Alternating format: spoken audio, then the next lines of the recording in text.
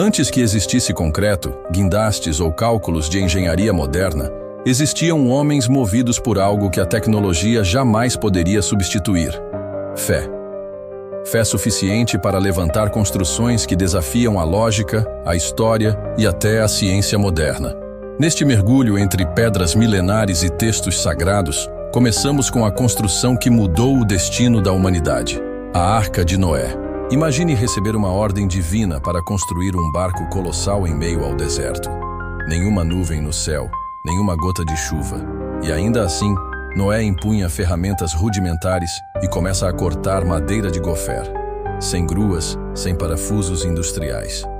Apenas fé, obediência e um senso de urgência que ninguém mais compreendia. A arca, segundo Gênesis, media cerca de 135 metros de comprimento, 22 metros de largura e 13 metros de altura. Um verdadeiro monstro naval para a época. Para se ter uma ideia, é quase o tamanho de um navio cargueiro moderno. Mas o que intriga cientistas e arqueólogos não é apenas o tamanho, mas o porquê. Por que um homem dedicaria décadas a algo que, aos olhos humanos, parecia insano? E não para por aí. Como Noé conseguiu organizar os animais em compartimentos? Como preservou alimento para tão longa jornada? E mais, seria realmente possível uma enchente cobrir montanhas inteiras? Geólogos encontraram registros de uma enorme inundação na região da Mesopotâmia.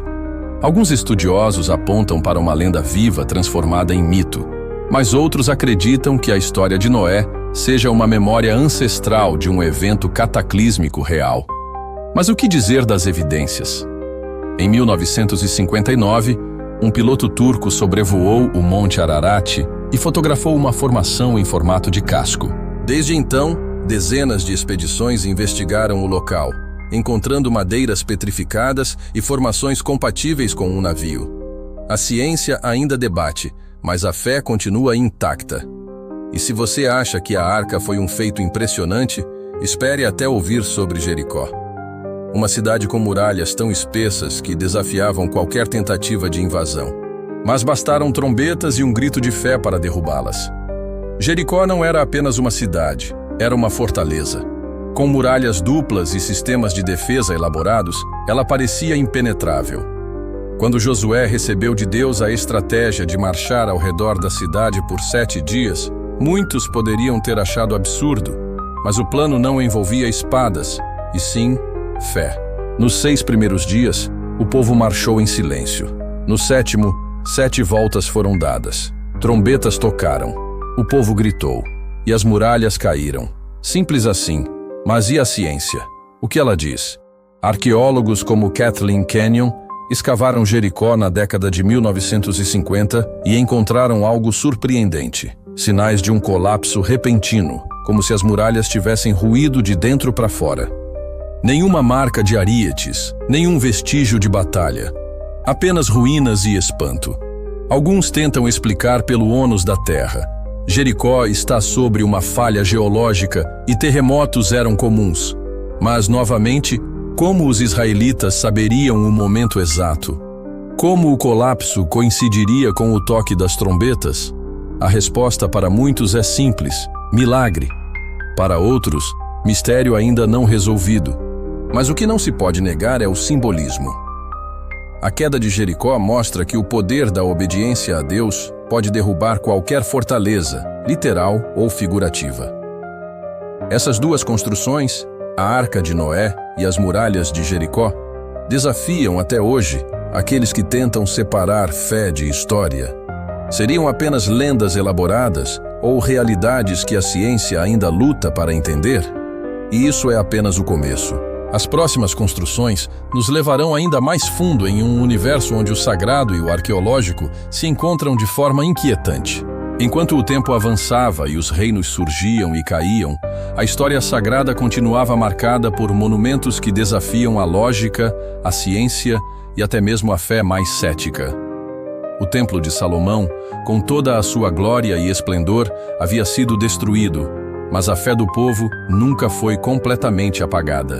Quando retornaram do exílio na Babilônia, os judeus carregavam consigo mais que lembranças. Traziam uma promessa: a promessa de que a conexão com Deus seria restaurada, mesmo que os muros não fossem mais de ouro, mesmo que a Arca da Aliança não mais repousasse no Santo dos Santos. E assim nasceu o segundo templo. A nova casa de adoração foi construída com muito menos recursos, mas com muito mais esperança. Era um templo mais simples, sem o brilho de ouro, sem os detalhes majestosos do primeiro, mas com uma fé ainda mais viva. O profeta Ageu declarou: "A glória desta última casa será maior do que a da primeira." E por mais contraditório que parecesse, foi exatamente o que aconteceu. Séculos depois, o rei Herodes, conhecido por sua grandiosidade arquitetônica, decidiu ampliar e embelezar esse templo. Transformou-o em uma das estruturas mais impressionantes do mundo antigo. Ele expandiu a esplanada do templo, construiu colunas monumentais, criou passarelas suspensas, utilizou mármore branco e ouro puro, transformando aquele lugar em um verdadeiro ícone da arquitetura antiga. Visitantes de todas as partes se maravilhavam com a beleza e a imponência da construção. Não era apenas um templo, era o coração espiritual, cultural e político de uma nação inteira. Mas assim como tudo que é terreno, sua glória teve fim. Em 70 d.C., os romanos invadiram Jerusalém. Durante a primeira revolta judaica, o templo foi incendiado e completamente destruído. O ouro usado em sua estrutura derreteu com o calor das chamas e escorreu entre as pedras. Isso levou os soldados romanos a desmontarem, pedra por pedra, em busca do metal precioso. O que restou daquele templo hoje é o Muro das Lamentações, um pedaço do passado, um símbolo de fé que ainda pulsa entre as ruínas. Esse templo não era apenas uma edificação física, era o local onde o céu e a terra se encontravam, onde sacrifícios eram feitos, onde orações subiam como incenso e onde o povo se prostrava esperando ouvir a voz do Altíssimo. Mas com o tempo, algo maior surgiu. Jesus, o próprio Filho de Deus, anunciou algo que mudaria tudo. "Destruam este templo e eu o reconstruirei em 3 dias." João 2,19. Ele não falava de paredes. Ele falava do corpo, da nova aliança, de um novo templo, vivo, dentro de cada um que crê. Se o primeiro templo impressionava pela sua estrutura e o segundo templo pelo seu renascimento, a nova morada de Deus não precisaria de tijolos. Ela habita em corações dispostos. E essa transição entre o físico e o espiritual é um dos maiores marcos da fé bíblica. Hoje, o convite é claro. Você está preparado para ser templo do Deus vivo?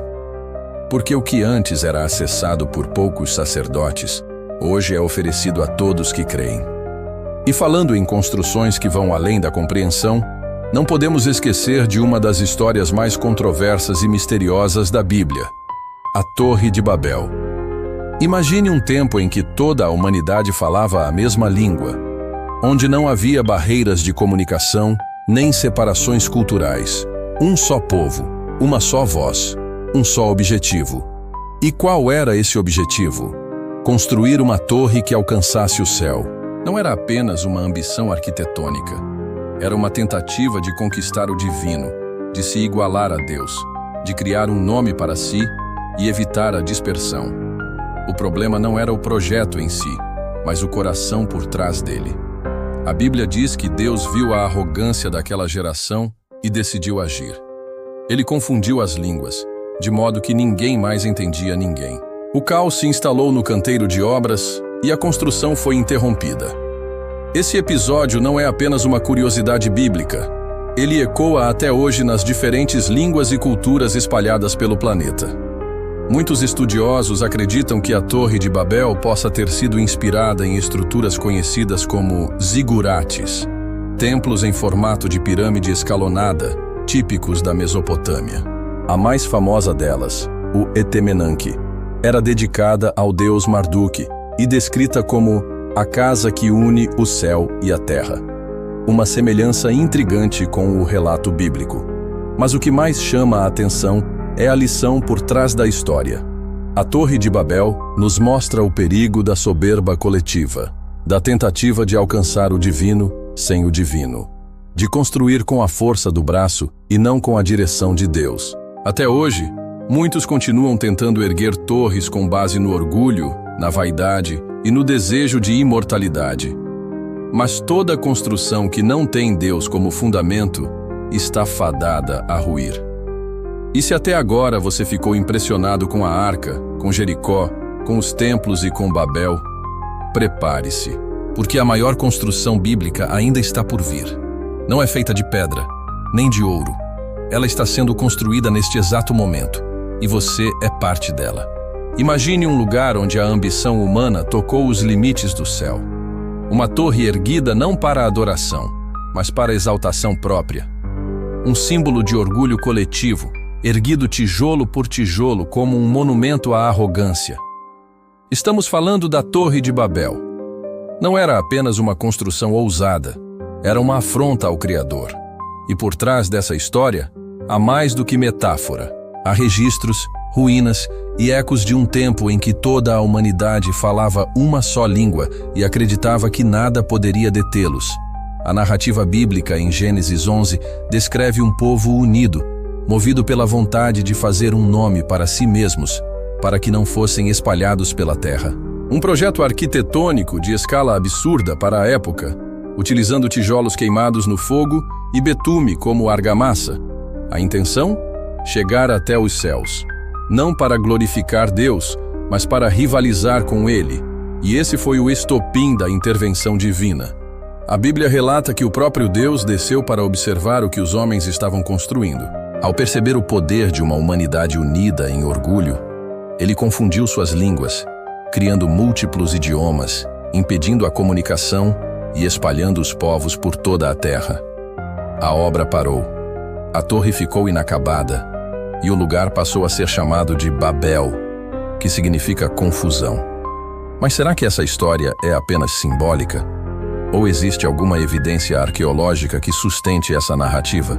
Pesquisadores e arqueólogos há décadas estudam as estruturas das antigas cidades da Mesopotâmia e uma construção chama a atenção: a zigurate de Etemenanque, na antiga Babilônia. Esse templo em degraus, dedicado ao deus Marduk, tinha proporções impressionantes. Alguns registros sugerem que chegava a quase 90 metros de altura.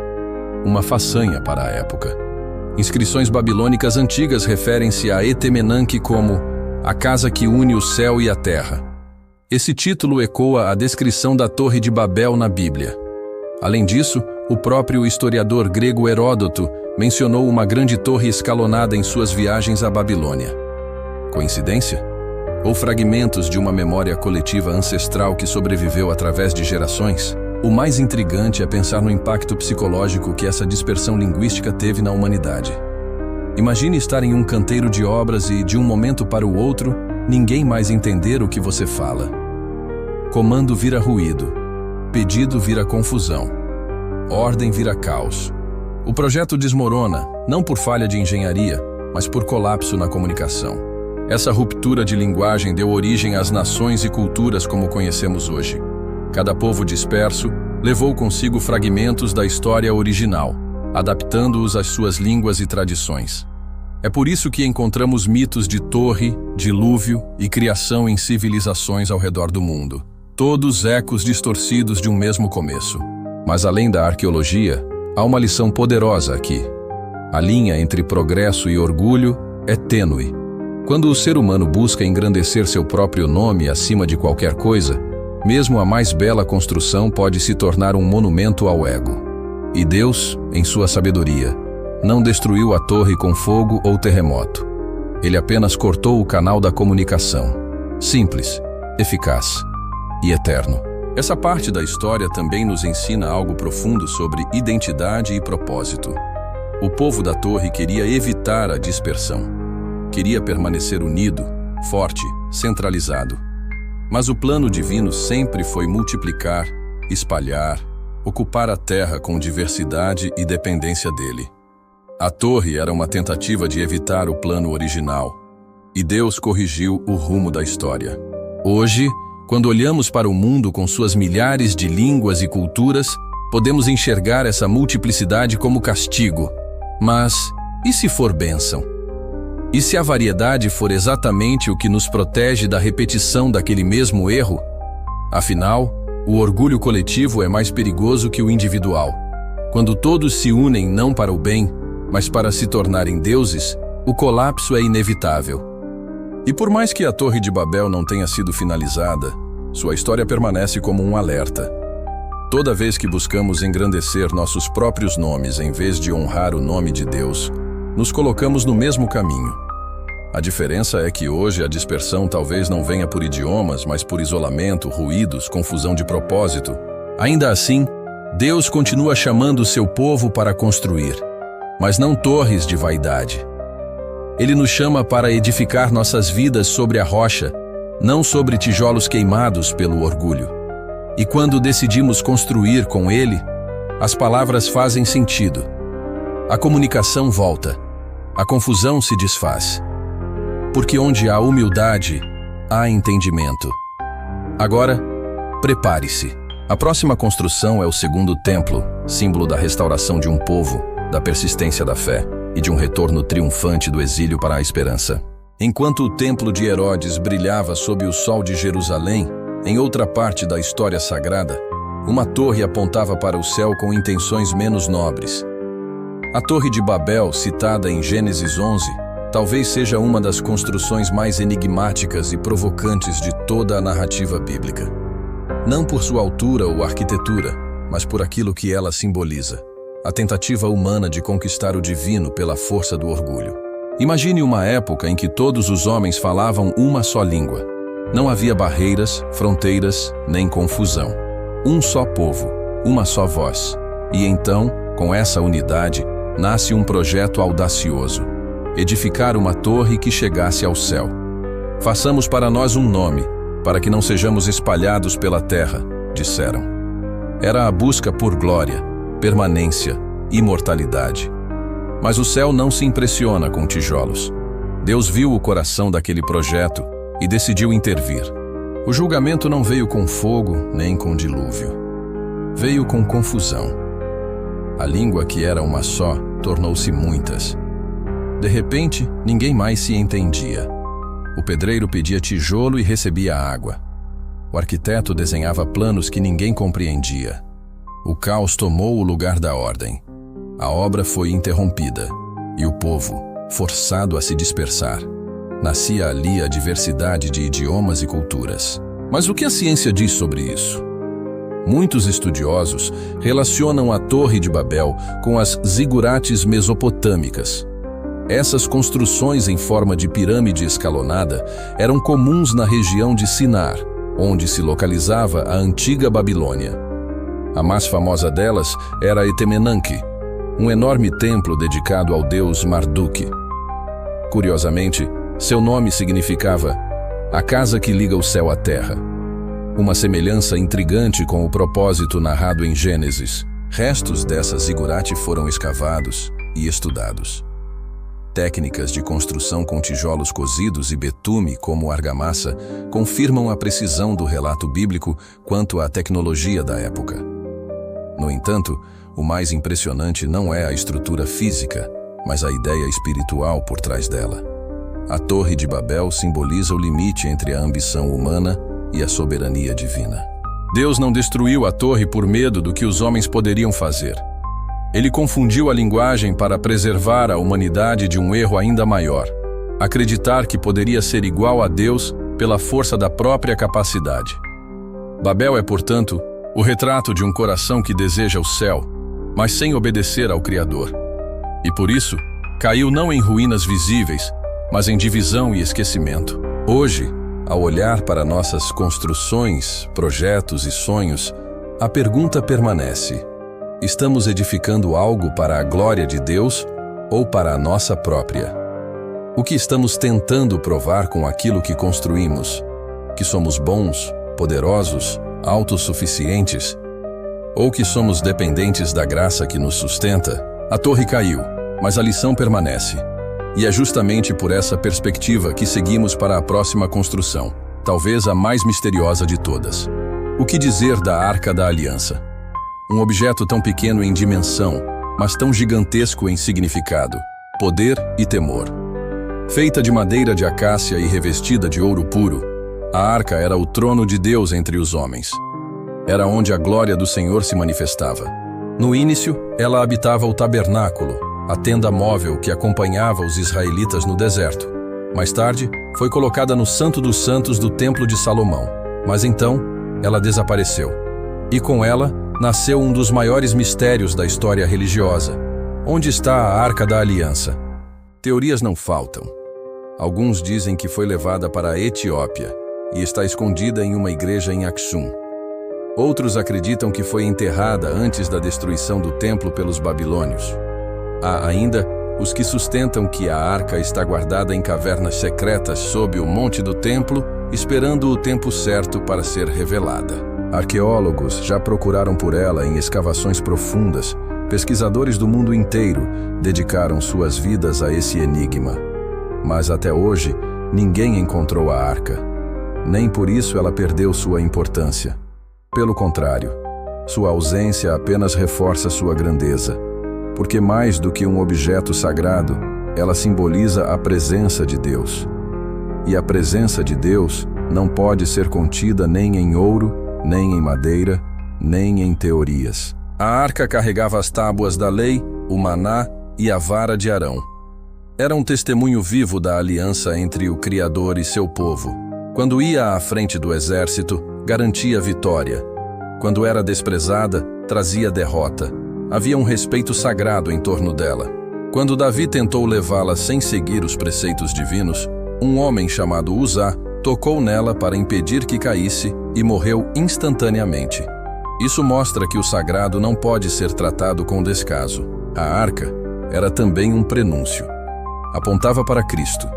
Era o lugar da propiciação, onde o sangue era aspergido para perdão dos pecados. E no Novo Testamento, entendemos que Jesus é a nossa propiciação. Ele é o novo trono de misericórdia, o cálice de sangue vertido, o elo final entre Deus e os homens. Mas o mistério da arca permanece. E mesmo que ela nunca seja encontrada, a lição é clara. Não precisamos mais procurá-la, pois a verdadeira aliança está viva em Jesus. Ele é o nosso templo, nosso altar, nossa arca. E com isso, voltamos nosso olhar para um último ponto, não menos poderoso. Não se trata de uma construção física, mas de um tipo de arquitetura celestial.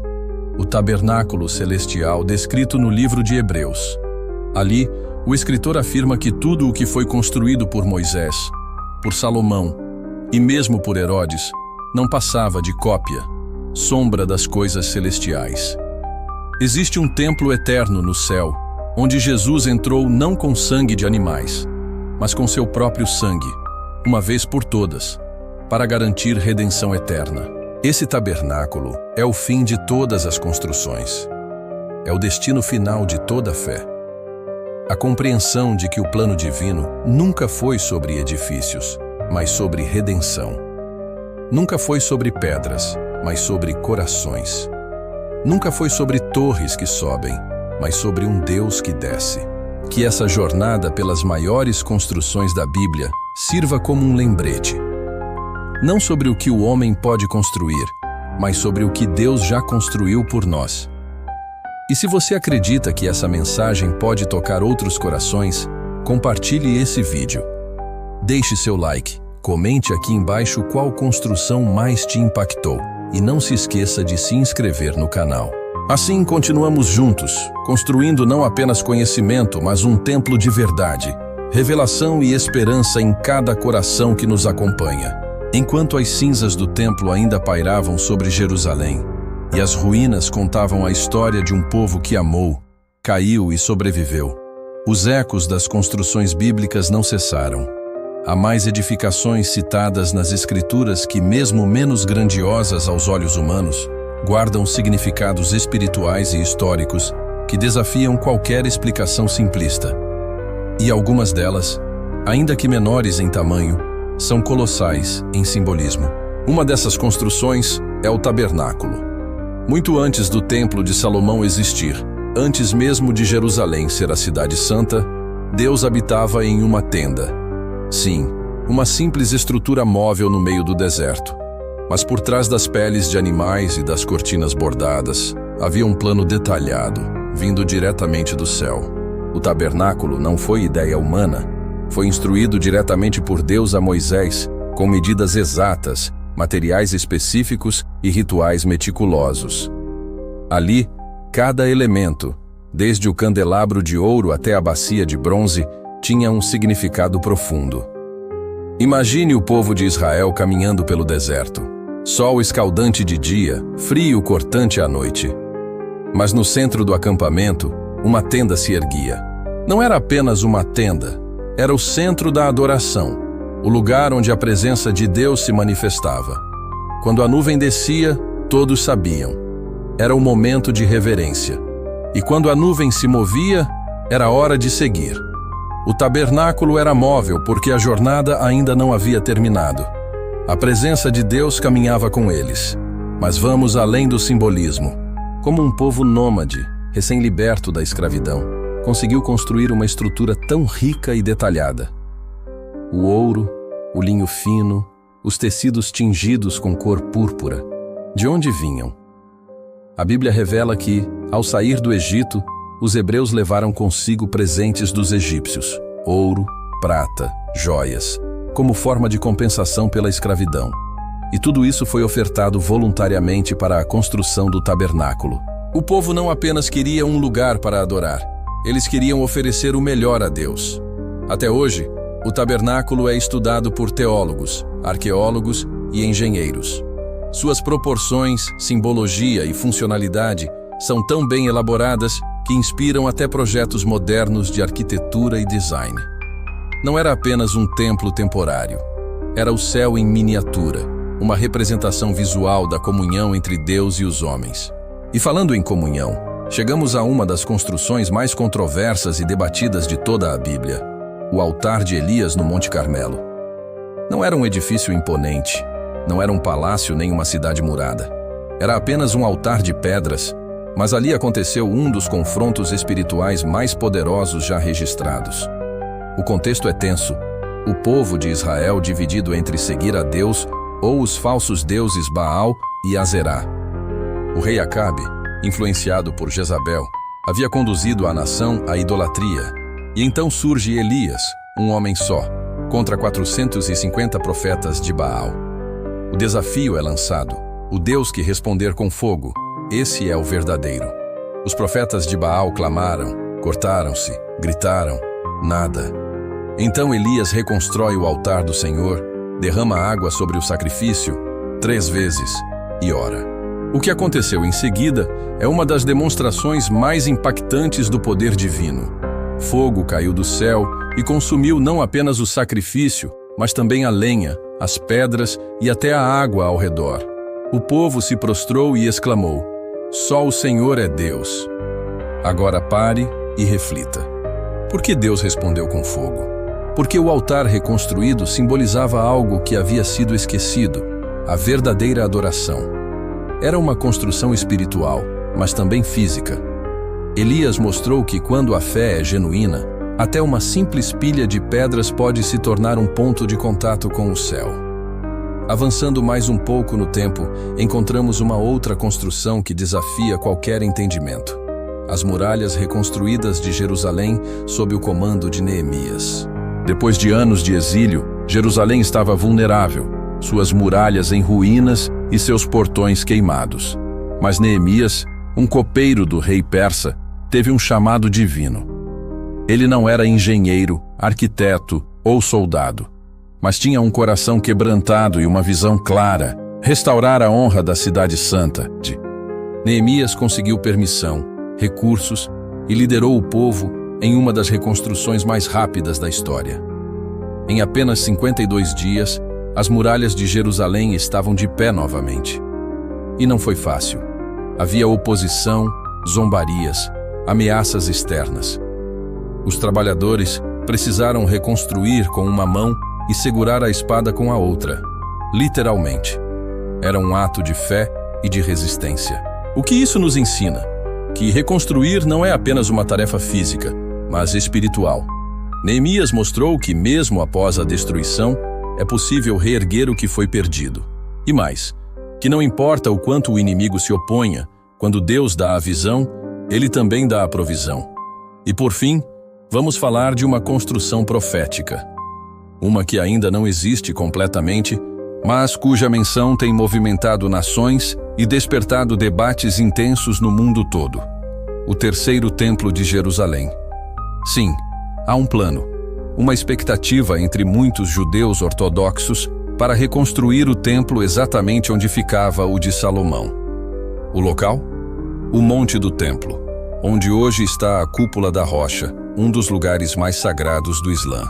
Um ponto geográfico pequeno, mas carregado de uma tensão espiritual e política incalculável. Por que esse templo é tão importante?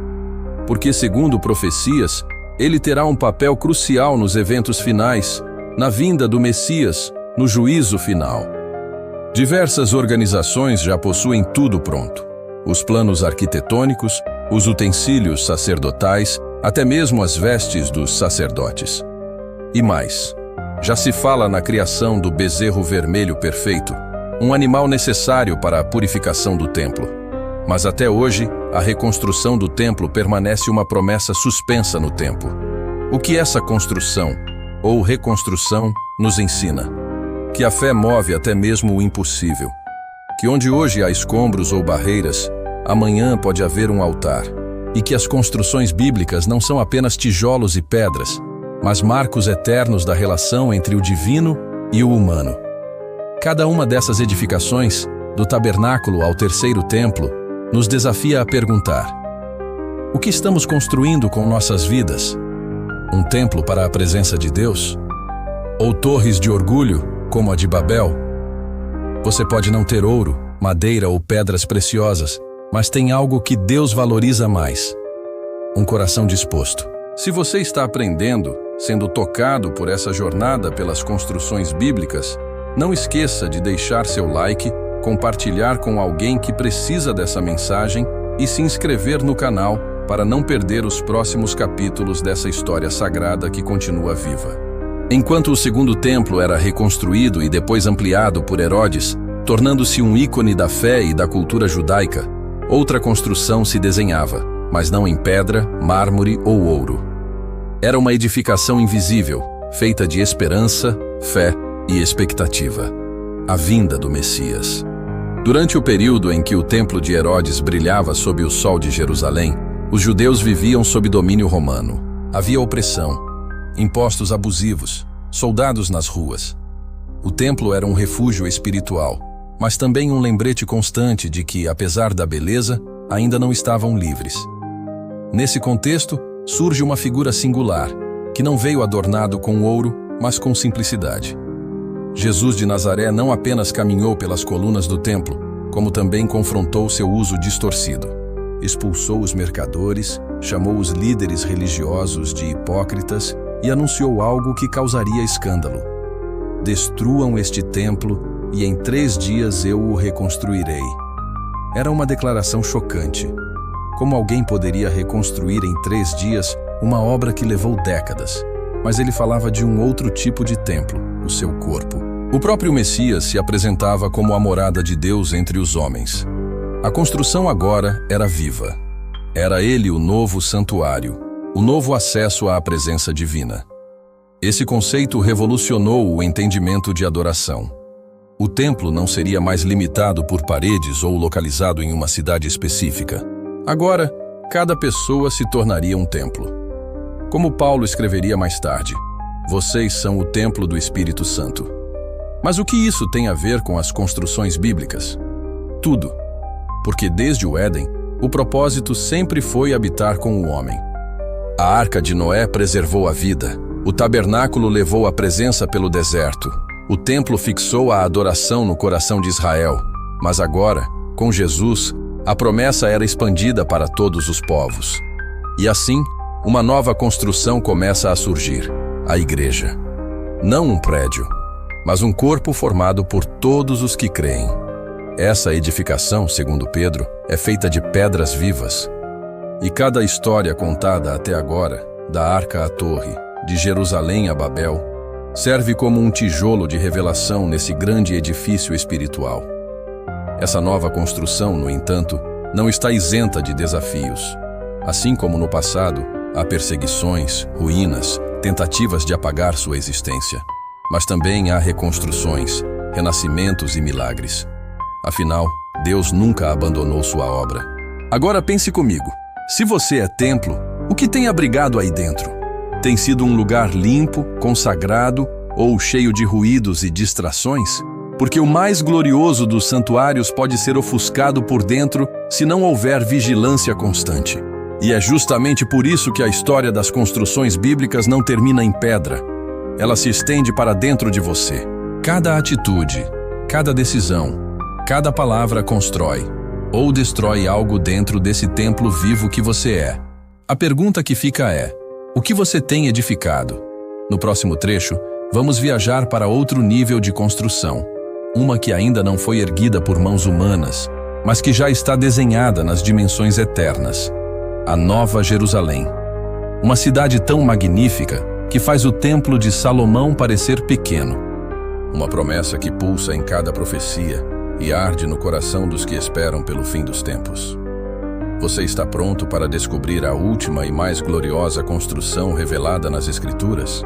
Desde os tempos antigos, toda construção bíblica carregou uma função sagrada: preservar a vida, manifestar a presença de Deus, restaurar a comunhão ou apontar para algo maior. Mas entre todas essas, há uma que não nasceu do barro, nem de projetos humanos. Uma que ainda está por vir. Uma cidade com fundamentos eternos, planejada não por reis terrenos, mas pelo próprio Criador, a Nova Jerusalém. Ela não está em ruínas, nunca foi destruída. Não se desgasta com o tempo. Não sofre terremotos, invasões, profanações. Porque ela não foi construída para este mundo, mas para aquele que virá. E ela é, segundo o livro de Apocalipse, a culminação de toda a história bíblica, o último capítulo de uma longa narrativa entre céu e terra.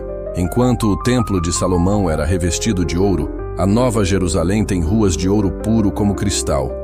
Enquanto a arca salvava uma família da destruição, essa cidade acolherá todos os salvos de todas as eras. Enquanto a Torre de Babel foi interrompida por orgulho, a Nova Jerusalém será consumada pela glória divina. João, o apóstolo, descreve essa cidade com detalhes que desafiam a imaginação. Ele diz que ela desce do céu como uma noiva enfeitada para o seu noivo, que ela tem 12 portas, 12 fundamentos, cada um com nomes dos apóstolos e das tribos de Israel, que não há necessidade de sol ou lua, porque a glória de Deus a ilumina, que ali não há choro, dor ou morte. As lágrimas serão enxugadas. O mal, definitivamente vencido. Mas antes de chegarmos a esse destino final, precisamos entender que cada construção bíblica até aqui foi apenas uma sombra, um prenúncio. O tabernáculo apontava para algo maior. O templo era só uma amostra da eternidade. A reconstrução pós-exílio era apenas um eco do plano original. E tudo converge para esse ponto: a cidade eterna, a promessa consumada. O lugar onde Deus habitará com os homens para sempre. É lá que o arquiteto divino mostrará sua obra-prima. E se você acha que os projetos humanos são grandiosos, espere até ver aquilo que nem olhos viram, nem ouvidos ouviram, nem jamais penetrou no coração humano, o que Deus tem preparado para os que o amam. Mas essa cidade não será habitada por acaso. Não se entra nela por herança, religião ou aparência. A entrada é selada por um nome, o nome escrito no livro da vida. E essa inscrição não se compra, não se conquista, não se herda. Ela se recebe com fé. A Nova Jerusalém é o oposto de Babel. Lá não há confusão de línguas, mas unidade em espírito. Não há soberba, mas humildade. Não há divisão, mas comunhão. Lá o trono de Deus está no centro, e dele flui um rio de vida, cristalino, alimentando a cidade com paz, justiça e alegria eterna. Mas se ela é o fim da linha, então cada escolha feita até aqui é uma pedra nessa jornada. Cada ato de fé, cada renúncia, cada oração, cada reconstrução pessoal, tudo é tijolo, tudo é preparação. Pense agora, o que você está edificando? Há espaço dentro de você para essa cidade? Seu coração anseia por ela? Ou você ainda está apegado aos escombros das construções terrenas? A verdade é que enquanto muitos gastam a vida levantando palácios passageiros, poucos se dedicam a preparar sua morada eterna. Mas você ainda tem tempo. Tempo para se alinhar ao plano eterno. Tempo para se tornar, você mesmo, uma pedra viva no edifício de Deus. E é por isso que esta mensagem termina como começou, com um convite. Um chamado à construção mais importante da sua existência. Não se trata de templos ou torres, mas de eternidade. Você pode fazer parte disso. Você pode ser lembrado não por aquilo que ergueu neste mundo, mas por ter edificado sua fé na rocha eterna. Se essa mensagem tocou você, inscreva-se agora no canal. Clique no botão de curtir. Compartilhe com alguém que também precisa ouvir isso. Espalhe essa palavra. Seja você também um construtor, não de monumentos humanos, mas de vidas, de fé, de futuro. E lembre-se, enquanto as maiores construções da terra envelhecem e ruem, a maior obra de todas continua sendo edificada, dentro de você. Até o próximo vídeo, e que a cidade eterna esteja no horizonte do seu coração.